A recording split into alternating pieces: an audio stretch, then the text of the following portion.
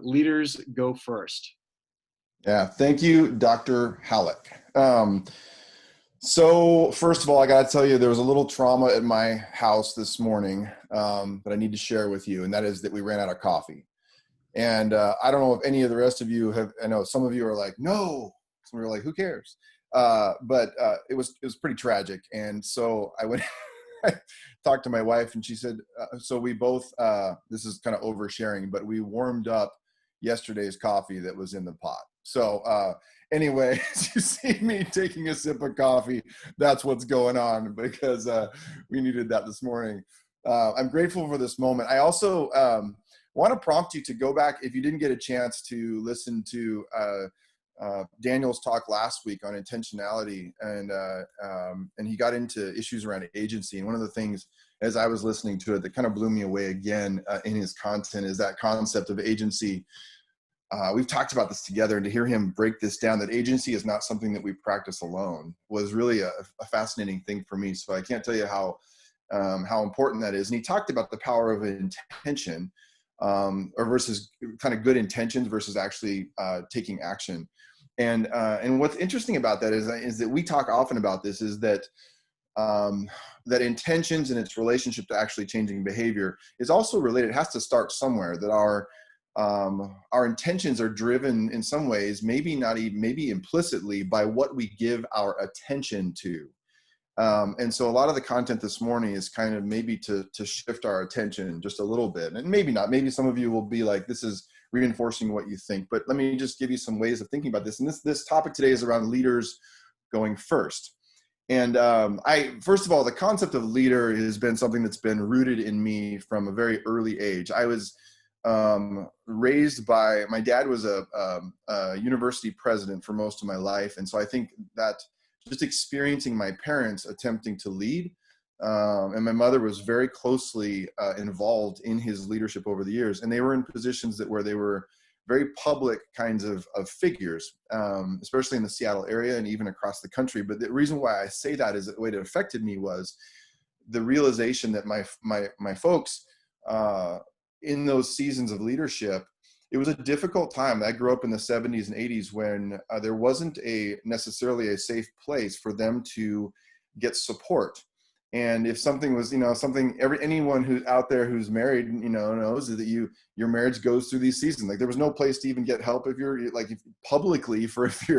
just having little kinks in your marriage. And so in some ways I described our dinner table as this, maybe a boardroom, but like an advisory boardroom, where it was one of the safe places where my parents could be themselves. And my parents are amazing people, but I think that experience of watching them lead was really important at an early age. And then what's fast for me is, you were thinking about the first leader role you had. One of my first, where I realized, oh, this is different. And by the way, the research would say that transition from not leading to leading is a key experience and a lesson learned for many people. I know that someone on here that I've worked with in the past, Kim, has dealt with people going from engineering into leadership roles. And one of the things that they realize is that, oh, being a leader is different. And I was a tennis coach. I played college tennis. And then the year after I finished, these were peers of mine that I played with. I took on the coaching role the next year as the head men's tennis coach. And when I did, I had this realization when people started to call me coach, who had been my friends before. And I remember that thinking, okay, this is different. And still to this day, when I see some of those people who the year before had been my peers, to this day, they will call me coach.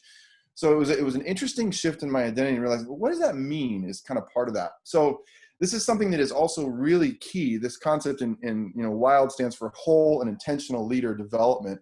And Daniel's talking last week about intention. And this week, this focuses on that word leader. Like, what does that mean, and why is it so important to us? And I would suggest that it is so important because we are driven by this, what we feel like is a purpose in our work that is deep within us, is this idea that if we could build up a generation of courageous and sacrificial leaders and invest in and develop those people who are going to step out in a certain way, that it's going to be one of the most powerful reforming and even redemptive things in our world that we're going to have to continue to work on over and over and over again. We're going to have to keep up in this battle. So it's something that is really a part of our core mission. But I want to read you, this is something from my first book, which is called Dying to Lead. And there was something I hadn't read. Published this in 2008. And I started off, the first chapter of the book says, I think it's actually called What is a Leader? And I'm going to expand on this, but let me read one thing. It says, if there's one word I would use to describe leadership, it is responsibility. If you don't want responsibility, don't lead anything. If you are already a leader, you are responsible for something, and in most cases for the work, livelihood, perceptions, development, and even the choices of other people. That's why leadership is challenging. Some might say that leadership isn't about being responsible for the behaviors or perceptions of others, but those folks probably haven't led or taken on the responsibility that comes with leading, kind of taking on that mantle. If you think leading is easy, then chances are that you aren't leading well. Boy, that's a really positive take coming right out of the gate in the book. There's really interesting things I was thinking about when I was taking a look back at some of my thinking back then. So I think one of the things I want to do right now is define leadership. The fundamental definition of leader. And one of the reasons we kicked off with the games that we used to play is because we played a game as children that was about leaders. So everybody just think for a moment, what is this game that was about leaders? And I asked this question in India with leaders we work with there, and someone said, because I expected one answer that most of you were probably thinking of, and someone said, Simon Says. And I thought, yes, that is very similar to the game I was thinking of, was just follow the leader. And what I think this is important, because like breaking down and deconstructing, what is this word about, and how have we morphed this into what we want, which I think is different. And so when we played Follow the Leader, what I've thought about over the years, and I've asked so many people, is what is the fundamental rule for the leader in the game Follow the Leader? And as far as I can tell, and sort of crowdsourcing that response, is that the fundamental rule in the game when we were kids, because no one ever showed up at the bushes, or we would go to what was called the Queen Anne Bowl. That was where we all met to play Follow the Leader, play whatever games we were playing. No one ever showed up there and said, so I would play if I knew what manager was, if I knew the difference between a leader and a manager. No one said that. We just started to play. And so this is some of you have heard me describe this before, is that the stripped down version of leader, as far as I can tell, is that the leader goes first. A leader is a person who goes first, which is going to be important as I break in just very quickly into the rest of this content. The leader goes first. And what's interesting about that is that it means that when a leader goes first, and the research in the space around what leadership development looks very much like that concept of leaders go first. And so if you imagine that a bunch of us were standing here together, and then I or one of you stands up and I step out in front, that when you look at the research for the last 4 decades on the developmental journey of leaders, what it shows is some common characteristics around what that means. And so quite literally, sometimes I've had someone on a stage in front of a lot of people, and then have someone step out and then talk about that person who just stepped out in front. Because some of the things that come up are, this person is now isolated. This person is out front and more visible. This person's successes or failures are going to be on display. It's going to cause them to have to draw on people like never before. That when we step out and go first, that the experience of leading is what is challenging. So what I want to talk about then is this, and I talked about this a few weeks ago, but it's about the difference between leadership and leaders. And here was my way of thinking about it, is that we have other words that have the word ship at the end. And so, for example, and I'm going to define what leadership is to me. Friendship is a process or a system of relationships beside us. Okay, friendship is a process or a system of relationships beside us. There's another word, citizenship. Citizenship is a process or a system of relationships who belong with us. It's kind of interesting to think about. These are Rob's definitions. You can go find the other ones out there. Here's another word that I thought of, fellowship.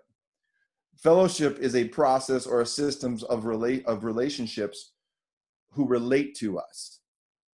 And that if those things, those are kind of ways to think, a process or a system, these whether it's a friendship, a citizenship, or a fellowship.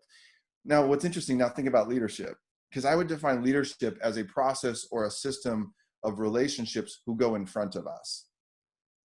who go in front of us.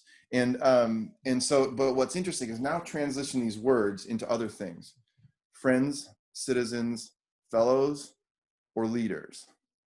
And what I want to suggest, this is what I get a little bit of a, like, I just get convicted about this, is that so often when we talk about, it just makes me crazy when we're talking about leadership, we miss that we are talking about leaders. We are talking about human beings. And anything that is, if we're thinking about developing leader capacity, anything that divides us from that reality, that we're talking about a human being who is full of tremendous redemptive possibilities in our world, is full of the possibility of tremendous courage and conviction, is also broken, also is full of mistakes and things that get into their psyche or their psychology around how they're thinking about themselves and their relationships. These are human beings who have quite literally screwed it up and done amazing things in the same moment. These are people who have doubts and fears and courage and convictions, like what it means to be human, separate from the concept of developing a leader. When we separate those things and we idealize it, I would go so far, maybe this is a different time for a different week, we completely miss the boat. That it causes us to have to think about, what does it mean for us to be a human being and to step out and go first, when we know that it takes tremendous fortitude to do that. I've heard so many leaders talk about how I am so glad I had this other experience to develop the fortitude in me for the experience I'm having now, because I could not have done this before without that preparation. So all I'm suggesting is that we think about these people. These are people who are stepping out and going first. This is places where we're doing this, and it gets hard. I look at every leader that's on the news right now, and the first thing I look at them and I think, okay, human being, what's going on around that person? Is that person supported? Is that person supported well enough to actually not just express courage, but to also take feedback and to change? Are they not just being humble, but do they have the fortitude to also be clear? Like, it's a complex thing. And so here's where I want to go before we get into conversations about this. I'm just giving you a lot of fuel for the fire and the real conversation that you'll have about this. So my first thing is, like, this is something that's important to us. The second thing I mentioned is that, so in our definition, it's this, that a leader goes first. And it's, by the way, that also means it's a neutral term. When so many people define leader by their value system, which I think is important. I do too, because we're about courageous and sacrificial leaders. So I qualify it. I want a certain kind of person to lead me. I want to be a certain kind of person. But when you really strip it down, is that the word leader is about going first. And there are leaders who are doing leader well, who maybe we would consider doing horrible things in our world. And so being mindful about, I think being mindful about actually what we're talking about is really important here. So let me also give you this. There's just more things to think about. I love just kind of throwing all these thoughts in there, and then you'll take this and take it home to where it's relevant to you. Is that there also is a fundamental difference between leading and not leading. I get a little frustrated when I hear people sort of just generally say, everyone's a leader. I don't think it's true.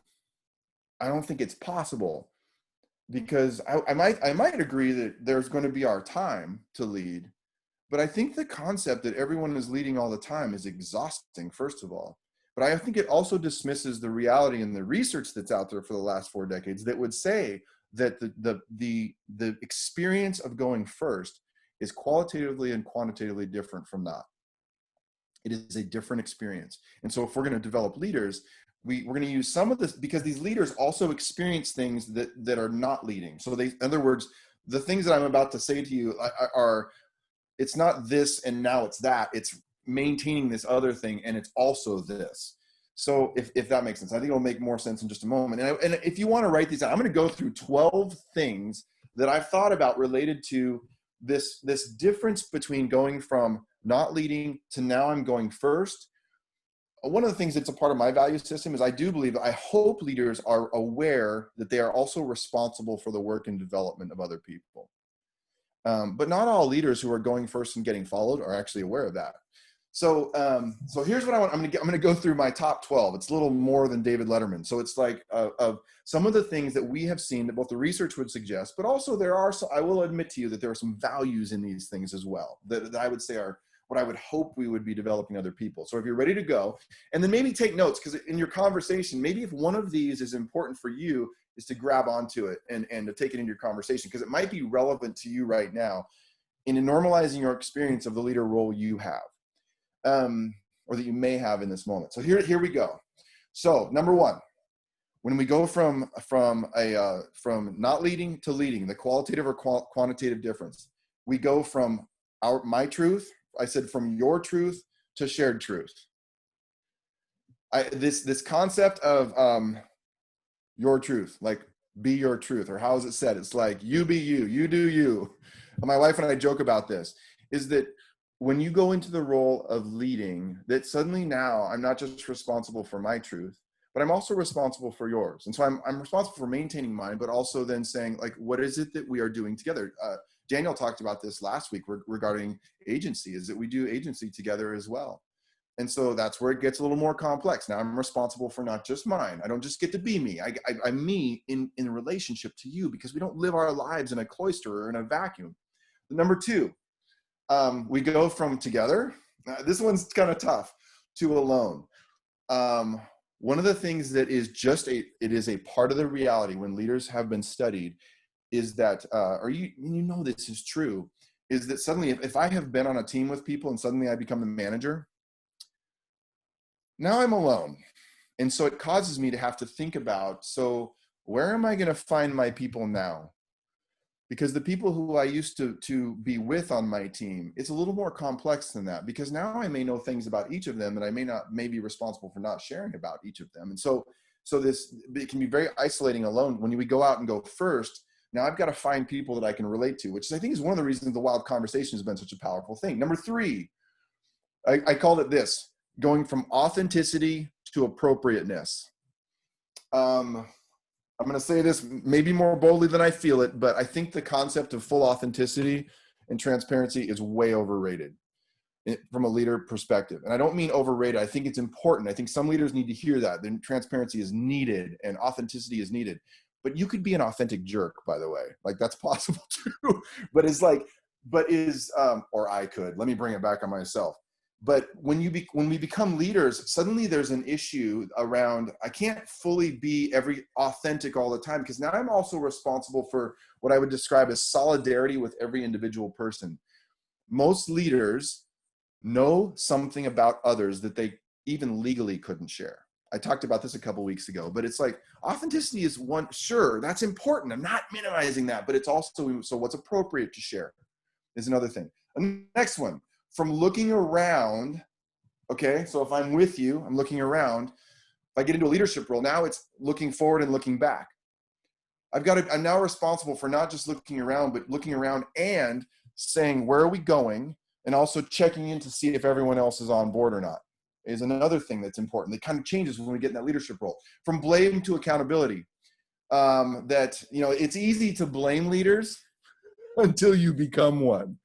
So now it's like, now I'm one of the people who's responsible for the stuff I used to blame everybody else for. From faking it to becoming it. I'm giving you a long list, but from faking it to becoming it. From the phrase, fake it till you make it. I think there's something better than that. I think it feels like that sometimes, but when people transition to being a leader, is that it's also, I'd like to change that maybe from let's practice it until we become it. And sometimes practicing feels like faking it, but practicing it till we actually can understand the identity of what it means to be a leader. From influence to responsibility. It's one thing to be an influencer. It's another thing to be responsible for other people. Some of you remember when Charles Barkley said, I'm not a role model. Well, maybe from a position of influence, he can say that, but once he takes on that identity of a leader, that it changes. And a couple more. From strengths to blind spots. That we hear a lot about a focus on what it is you're good at. But did you know that a lot of the executive development research would say that most people actually derail when they get into leadership roles, not because they fail to use their strengths, but also, and maybe in most cases, fail to identify their blind spots. So that's kind of interesting. It's not enough to just know what I'm good at. I also got to know and be aware of these things I'm not. I'm going to give you one other big one. from simple principles to paradoxes. This is why most like 5-step like programs for leader development will fail us at some level, because leading introduces, especially because it's self and other, it introduces in multiple complex paradoxes, things where two things are true, but they're in sort of a competing tension with one another. Whether it's self and other, whether it's money and issues of the heart, whether it's systems and human beings, that these multiple paradoxes get introduced for leaders, that it's not about resolving the tensions, but it's about maintaining the tensions. My dad used to say that leading is sometimes like managing a ball of yarn, which I think is a great way to think about it. Like his job was to kind of keep you know how balls of yarn are kind of loosely connected. So that was his job to do that. And then I want to give you one last one, is this: from expression to exposure. When we're alone and isolated and we're not leading yet, we get to express. We are expressing all the time, being myself. One thing that's true from the research is that when we step into a leadership role, is that we become exposed. Is that there's a you know, for most people there's a 50-50 chance at best that you're going to succeed or fail. And the challenge is that when you do, everyone is now going to watch, because going first means you stepped out in front. And one last thing I'll mention is that I do believe that when I say going first, the leaders go first. I want you to hear me when I say that sometimes the initial action, the going first, is to choose not to. So I do believe that the concept of sacrifice is very important, which we're going to talk about in the coming weeks for sure. But here's the good news. Here's the good news. I hope that's a long list, and I hope it doesn't sound heavy. Here's the good news. You are not alone. And this is what is amazing when I think about the people who are on this call. As you launch into these conversations, you are not alone. And this is what has been amazing about this community, is that we have each other to lean on to understand what this is like, because it's a hard job. But we're not alone. And so that's what, you are not alone. You're about to meet some new people too, hopefully, as well. Dr. Halleck. Yeah. Hello, everyone. But when I last saw you, it was right before our world changed quite a bit. I mean, honestly. So about 2 weeks before. So hey, for all of you who have not had the pleasure of meeting Ujima, she is the assistant vice president at University of Washington in total talent management. She runs their people and organizational development as well. She has a massive purview and a very complex, large system. Some people don't realize UW is it the second or third largest employer in the state? Is it third? Oh. Looks like she might have frozen. Hey, Jimmy, you froze really quick. Is UW third largest employer in the state? I believe that we are the second largest employer in the state, Okay, with our medical centers and clinics. Yeah, it's really like a whole city in an organization. I mean, you got everything ranging from doctors to food service to run the city. So, Indeed. Ujima, as you got in the conversation and had those questions, I'd love to hear from you. Where are you going first right now, and what does leading look like for you in this season? Well, Daniel, thank you for the pleasure of talking a little bit with this group. I had such a great time in my breakout room.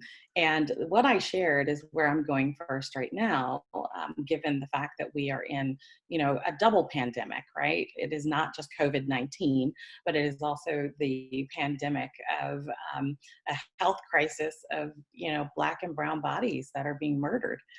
So one of the things that I've been asked to do is to step up in inclusion, diversity, equity, and inclusion. And so we have a number of initiatives at the university, and we're often looked at to go first in a number of areas. And so I'm actually starting a new team. I can't believe it. But the difference is that this team is not one that is going to be producing like drinking from a fire hose. This team is smaller, more intimate, and will be in charge of looking at our internal policies and practices and actually using data to help advise our leaders across the enterprise. And I'm real excited about that, but it requires a transition in my leadership. It's requiring much more of me in the space of mentorship. And so, these are up and coming new leaders. And I describe it like building the bridge as we're walking over it, right? There's not a roadmap, and they have to trust me and they have to trust themselves. And so I'm really looking forward to doing great work together. But that's where I am right Yeah. now. So with that shift, how is your personal model of leading changing because of the experience you're having right now? Yes. Well, one, my personal model of leadership is changing, particularly because we're in a virtual environment. And so all that I am doing is from this virtual space, right, with this screen between us. And so I'm relationship building differently, establishing rapport differently. I'm teaching differently, and I'm letting go Mm. differently. I'm learning how to be flexible and agile in ways that I hadn't thought possible. Yeah. Oh, that is so powerful and so relevant for this season. And Ijima, I've always appreciated you have a great mix of tenacity and grace that you bring to situations, and so I can see why they put you in charge of leading that effort. And knowing from talking to many folks on your team that they feel seen and known by you, and that you're still also driving organizational initiatives at a large scale forward. So thank you for sharing that. I just can't help but learn a little bit about myself as I hear you speak and imagining what you are leading into. So as we move to wrap up here really quick,